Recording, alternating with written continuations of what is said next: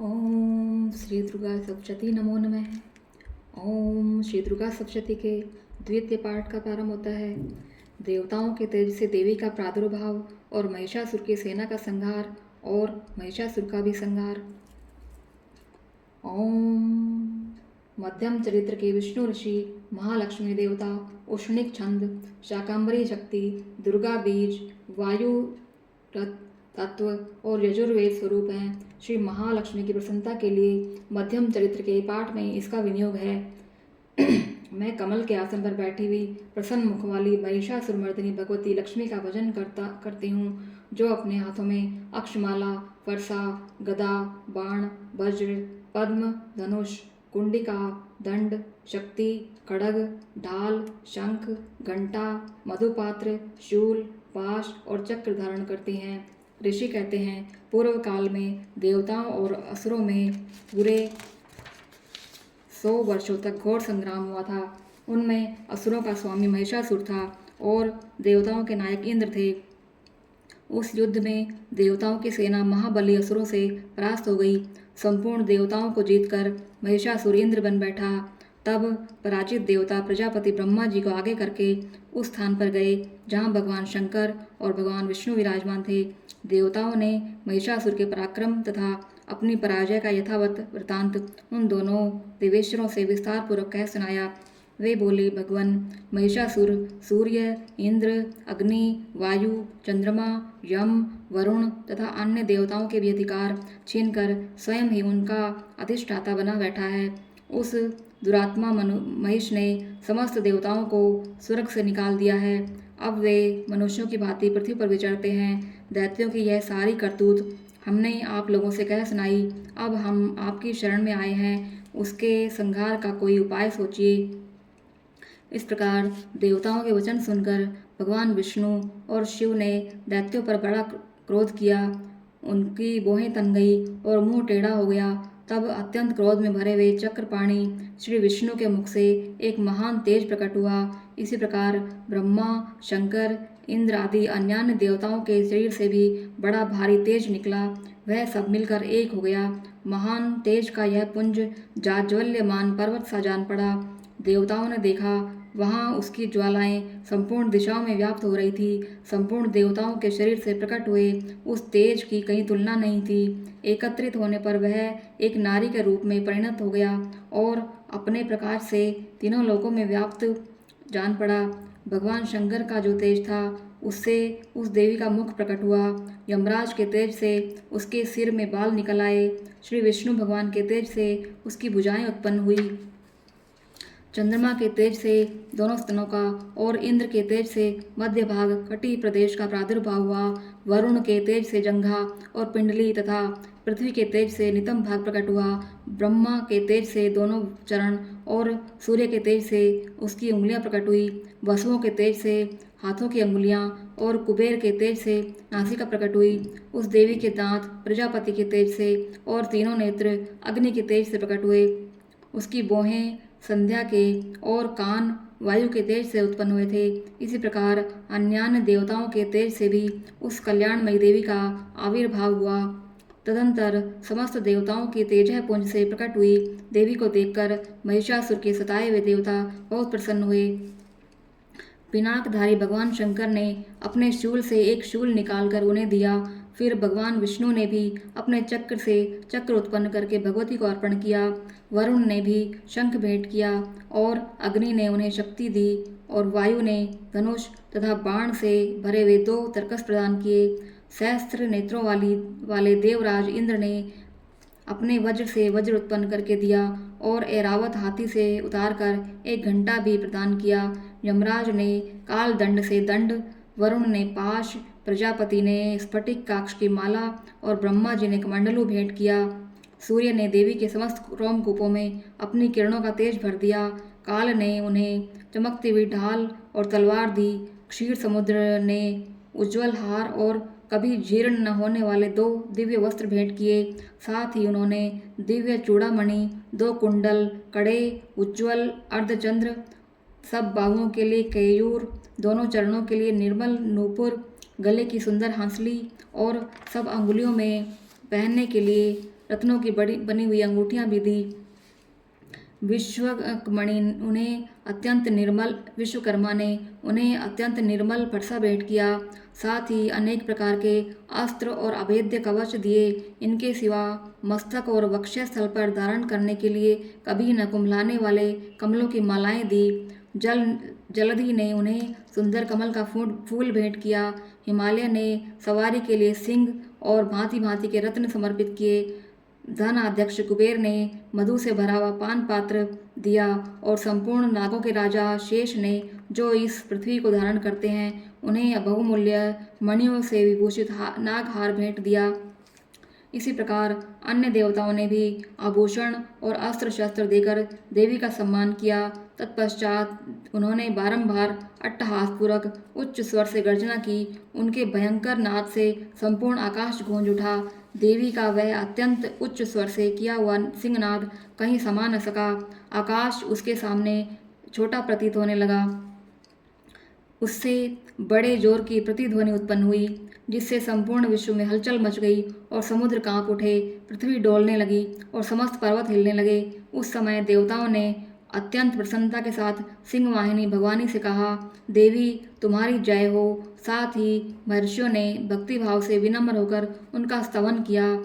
संपूर्ण त्रिलोकी को शोभग्रस्त देखकर दैत्यगण अपनी समस्त सेना को कवच आदि से सुसज्जित करके हाथों में हथियार लेकर सहसा उठकर खड़े हो गए। उस समय महिषासुर ने बड़े क्रोध में आकर कहा, आह, यह क्या हो रहा है। फिर वह संपूर्ण असुरों से घिरकर उस सिंहनाद की ओर लक्ष्य करके दौड़ा और आगे पहुंचकर उसने देवी को देखा, जो अपनी प्रभा से तीनों लोकों को प्रकाशित कर रही थी। उनके चरणों के भार से पृथ्वी दबी जा रही थी और माथे के मुकुट से आकाश में रेखा से खींच रही थी तथा वे अपने धनुष की टंकार से सातों पातालों को शुद्ध किए देती थी। देवी अपनी हजारों भुजाओं से संपूर्ण दिशाओं को आच्छादित करके खड़ी थी। तदंतर उनके साथ दैत्यों का युद्ध छिड़ गया। नाना प्रकार के अस्त्र शस्त्रों के प्रहार से संपूर्ण दिशाएं उद्भासित होने लगी। चिक्षुर नामक महान असुर महिषासुर का सेना नायक था। वह देवी के साथ युद्ध करने लगा।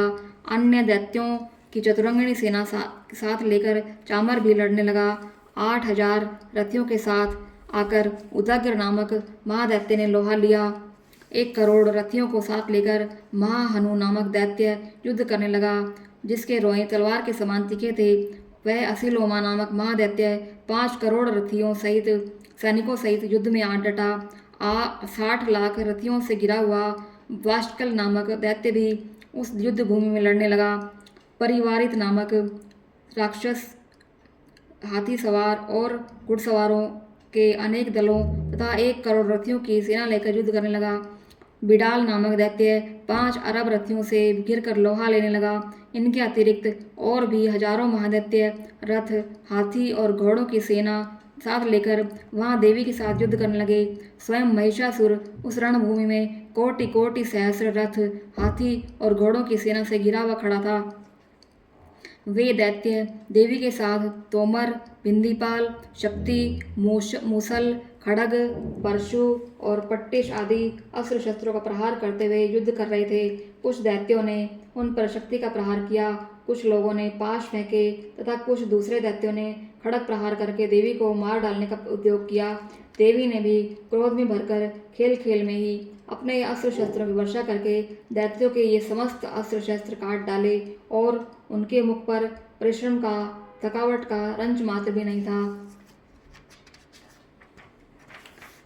देवता और ऋषि उनकी स्तुति करते थे और वे भगवती परमेश्वरी दैत्यों के शरीरों पर अस्त्र शस्त्रों की वर्षा करती रही।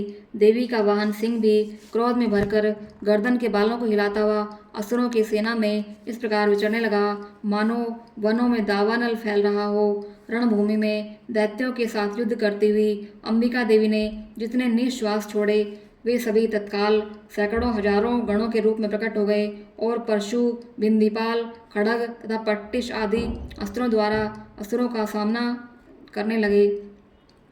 देवी की शक्ति से बड़े हुए ये सब गण असुरों का संहार करते हुए नगाड़ा और शंख आदि बाजे बजाने लगे। उस संग्राम महोत्सव में कितने ही गण मृदंग बजा रहे थे। तदंतर देवी ने त्रिशूल से, गदा से, शक्ति की वर्षा से और खड़ग आदि से सैकड़ों महादैत्यों का संहार कर डाला। कितनों को घंटे के भयंकर नाद से मूर्छित करके मार गिराया। बहुतेरे दैत्यों को पांच से बांधकर धरती पर घसीटा। कितने ही दैत्य उनकी तीखी तलवार की धार से दो दो टुकड़े हो गए। कितने ही गदा की चोट से घायल होकर धरती पर सो गए। कितने ही मूसल की मार से अत्यंत आहत होकर रक्त वमन करने लगे। कुछ दैत्य शूल से छाती फट जाने के कारण पृथ्वी पर ढेर हो गए। उस रण आंगन में बाण समूहों की वृष्टि से कितने ही असुरों की कमर टूट गई। बाज की तरह झपटने वाले देव पीड़क दैत्यगण अपने प्राणों से हाथ धोने लगे। किन्हीं की बाहें छिन्न भिन्न हो गई। कितनों की गर्दनें कट गई। कितने ही दैत्यों के मस्तक कट कट कर गिरने लगे। कुछ लोगों के शरीर मध्य भाग में विदीर्ण हो गए। कितने ही महादैत्य जांघें कट जाने से पृथ्वी पर गिर पड़े। कितनों की ही देवी ने एक बांग, एक पैर और एक नेत्र वाले करके दो टुकड़ों में चीर डाला। कितने ही दैत्य मस्तक कट जाने पर भी गिरकर फिर उठ खड़े हो जाते और केवल जड़ के रूप में अपने अच्छे अच्छे हथियार लेकर देवी के साथ युद्ध करने लगते। दूसरे कबंध युद्ध के बाजों की लय पर नाचने लगते। कितने ही बिना सिर के धड़ हाथों में खड़ग, शक्ति और दृष्टि लिए दौड़ते थे और दूसरे महादैत्य ठहरो ठहरो यह कहते हुए देवी को युद्ध के लिए ललकारते थे। जहाँ वह घोर संग्राम हुआ था वहाँ की धरती देवी के गिराए हुए रथ, हाथी, घोड़े और असुरों की लाशों से ऐसी पट गई थी कि वहाँ चलना फिरना असंभव हो गया था। दैत्यों की सेना में हाथी, घोड़े और असुरों के शरीरों से इतनी अधिक मात्रा में रक्तपात हुआ था कि थोड़ी ही देर में वहाँ खून की बड़ी बड़ी नदियाँ बहने लगी। जगदम्बा ने असुरों की इस विशाल सेना को क्षण भर में नष्ट कर दिया। ठीक उसी तरह जैसे तृण और काष्ठ के भारी ढेर को आग कुछ ही देर में भस्म कर देती है और वह सिंह भी गर्दन के बालों को हिला हिलाकर जोर जोर से गर्जना करता हुआ दैत्यों के शरीरों से मानो उनके प्राण चुन लेता था। वहाँ देवी के गणों ने भी उन महादैत्यों के साथ युद्ध किया, जिससे आकाश में खड़े हुए देवतागण उन पर बहुत संतुष्ट हुए और फूल बरसाने लगे। इस प्रकार महिषासुर की सेना का संहार संपूर्ण होता है। ओम नारायणी नमोस्तुते, ओम नारायणी नमोस्तुते, ओम नारायणी नमोस्तुते। ओम श्री दुर्गा सप्तशती का तृतीय पाठ प्रारंभ होता है। सेनापतियों सहित महिषासुर का संहार। ओम जगदम्बा के श्री अंगों की कांति उदय काल के सहस्रों सूर्यों के समान है। वे लाल रंग की रेशमी साड़ी पहने हुए हैं। उनके गले में मुंडमाला शोभा पा रही है। दोनों स्तनों पर रक्त चंदन का लेप लगा है। वे अपने कर कमलों में जप मालिका, विद्या, अभय और वर मुद्राएं धारण किए हुए हैं। 3 नेत्रों से सुशोभित मुखार बिंद की बड़ी शोभा हो रही है। उनके मस्तक पर चंद्रमा के साथ ही रत्नमय मुकुट बंधा है और वे कमल के आसन पर विराजमान है। ऐसी देवी को हम भक्तिपूर्वक प्रणाम करते हैं। ऋषि कहते हैं, दैत्यों की सेना को इस प्रकार तहस नहस होते हुए देखकर महादैत्य सेनापति चिक्षुर क्रोध में भरकर अंबिका देवी से युद्ध करने के लिए आगे बढ़ा। वह असुर रणभूमि में देवी के ऊपर इस प्रकार बाणों की वर्षा करने लगा, जैसे बादल मेरुगिरी के शिखर के पर्वत पानी की धार बरसा रहा हो। तब देवी ने अपने बाणों से उसके बाण समूह को अनायास ही काटकर उसके घोड़ों और सारथी को भी मार डाला। साथ ही उसके धनुष तथा अत्यंत ऊंची ध्वजा को भी तत्काल काट गिराया। धनुष कट जाने पर उसके अंगों को अपने बाणों से बींध डाला। धनुष, रथ, घोड़े और सारथी के नष्ट हो जाने पर वह असुर ढाल और तलवार लेकर देवी की ओर दौड़ा। उसने तीखी धार वाली तलवार से सिंह के मस्तक पर चोट करके देवी की बाईं भुजा में बड़े वेग से प्रहार किया। राजन, देवी की वहां पर पहुंचते ही वह तलवार टूट गई। फिर तो क्रोध में लाल आंखें करके उस राक्षस ने शूल हाथ में ले लिया और उससे उस महादैत्य ने भगवती भद्रकाली के ऊपर चलाया। वह शूल आकाश से गिरते हुए सूर्यमंडल की भांति अपने तेज से प्रज्वलित हो उठा। उस शूल को अपनी ओर आते देखकर देवी ने शूल का प्रहार किया। उससे राक्षस के शूल के सैकड़ों टुकड़े हो गए। साथ ही महादैत्य चिक्षुर की भी धज्जियां उड़ गई। वह प्राणों से हाथ धो बैठा। महिषासुर के सेनापति और उस महापराक्रमी चिक्षुर के मारे जाने पर देवताओं को पीड़ा देने वाला चामर हाथी पर चढ़कर आया। उसने भी देवी के ऊपर शक्ति का प्रहार किया, किंतु जगदम्बा ने उसे अपने हुंकार से ही आहत एवं निष्प्रभ करके तत्काल पृथ्वी पर गिरा दिया। शक्ति टूटकर गिरी देखकर चामर को बड़ा क्रोध हुआ।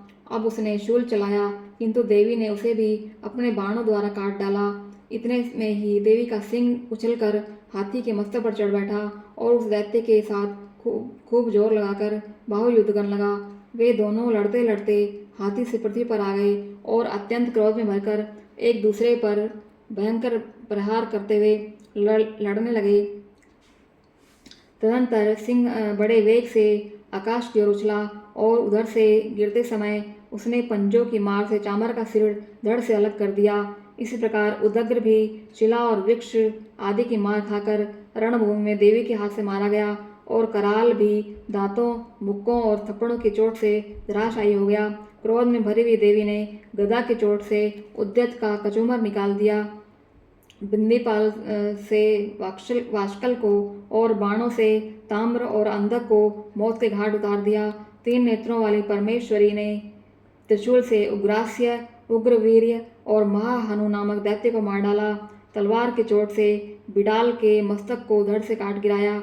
दुर्धर और दुर्मुख उन दोनों ने भी अपने प्राणों से हाथ धो बैठे। इस प्रकार अपनी सेना का संहार होता देखकर महिषासुर ने भैंसे का रूप धारण करके देवी के गणों को त्रास देना आरंभ किया।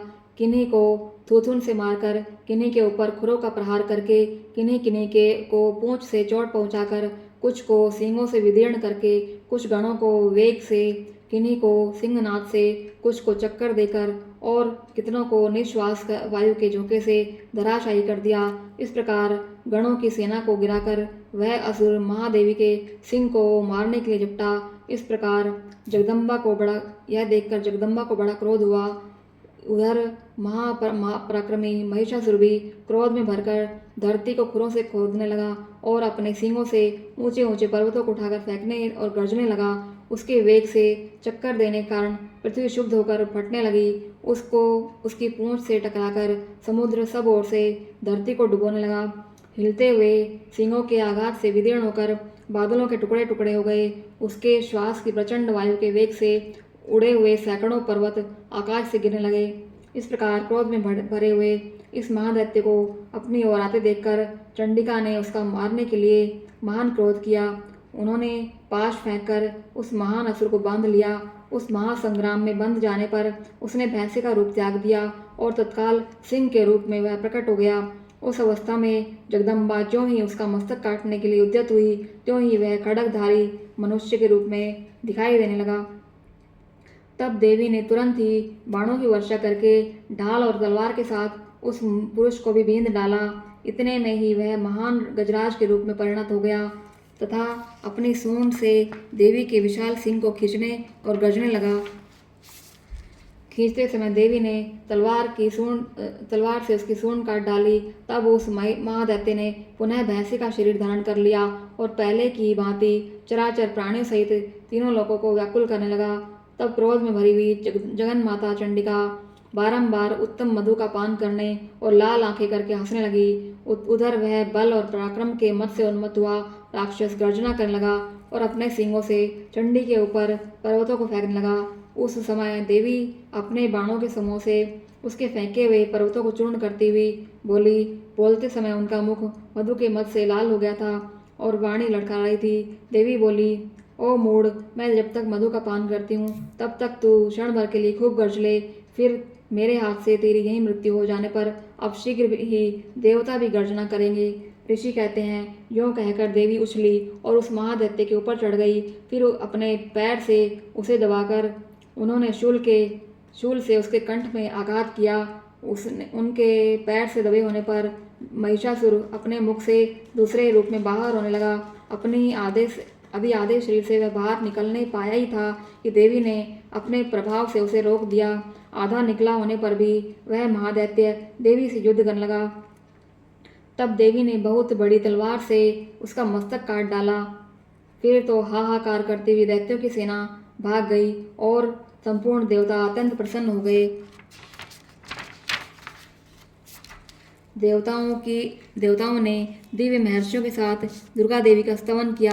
गंधर्वराज गाने लगे और अप्सराएं नृत्य करने लगी। इस प्रकार श्री मार्कंडेय पुराण में महिषासुर की सेना का संहार नामक तृतीय पाठ संपूर्ण होता है। ओम नारायणी नमोस्तुते, ओम नारायणी नमोस्तुते, ओम नारायणी नमोस्तुते। ओम शिवशक्त्यै नमो नमः। ओम शिवशक्त्यै नमो नमः। ओम शिवशक्त्यै नमो नमः। ओम शिवशक्त्यै नमो